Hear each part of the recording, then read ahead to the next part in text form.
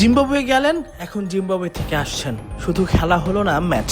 লিটন দাস নিজেকে একটু দুর্ভাগা ভাবতেই পারেন। জিম্বাবুয়ের বিপক্ষে ওয়ানডে সিরিজের দল থেকে ছিটকে গেছেন চোটাক্রান্ত লিটন। ইতিমধ্যেই তার বদলি হিসেবে শেষ দুই ম্যাচের জন্য পারভেজ হোসেন ইমনও ডাক পেয়েছেন, ধরেছেন জিম্বাবুয়ের বিমান। বুধবার রাতে এক বিবৃতিতে এই পরিবর্তনের কথা জানিয়েছে বাংলাদেশ ক্রিকেট বোর্ড বিসিবি। পায়ের চোটের কারণে প্রথম ওয়ানডে খেলতে পারবেন না এটা জেনেই জিম্বাবুয়ে সফরে যান লিটন।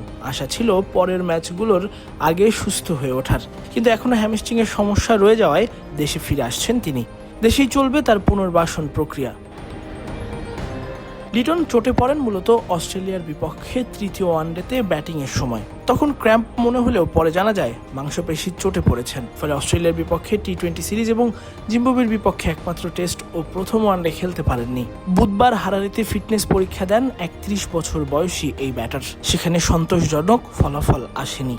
তাই এই সিরিজের জন্য তাকে আর বিবেচনায় নিচ্ছে না বিসিবি। কোনো ম্যাচ না খেলেই তাই তাকে দেশে পাঠিয়ে দেওয়া হচ্ছে। লিটনের সবশেষ অবস্থা সম্পর্কে বিসিবির পাঠানো বিবৃতিতে বায়েজিদ ইসলাম দলের ফিজিও হিসেবে কথা বলে 5+ স্টার রেটিং প্রাপ্ত দেশের সর্বোচ্চ বিদ্যুৎ সাশ্রয়ী ওয়ালটন এসি স্মার্ট কমফোর্ট এখন নেক্সট লেভেলে।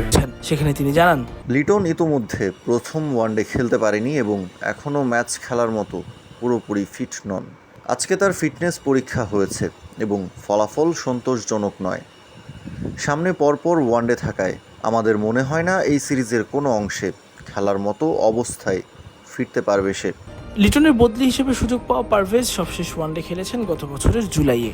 শ্রীলঙ্কার বিপক্ষে 3 ম্যাচে একটি হাফ সেঞ্চুরি সহ করেন 108 রান। সবশেষ ঢাকা প্রিমিয়ার লিগে মোহামেডানের হয়ে 7 ইনিংসে একটি করে 50 ও সেঞ্চুরিতে 299 রান করেন তিনি। জিম্বাবুয়ের বিপক্ষে ওয়ানডে সিরিজের প্রথম ম্যাচে হেরে 1-0 ব্যবধানে পিছিয়ে বাংলাদেশ। সিরিজের পরের 2 ম্যাচে জিততে মরিয়া বাংলাদেশ বৃহস্পতিবার খেলতে নামবে দ্বিতীয় ওয়ানডে। তাসফিক পলক, ক্রিক ফ্রেঞ্জি।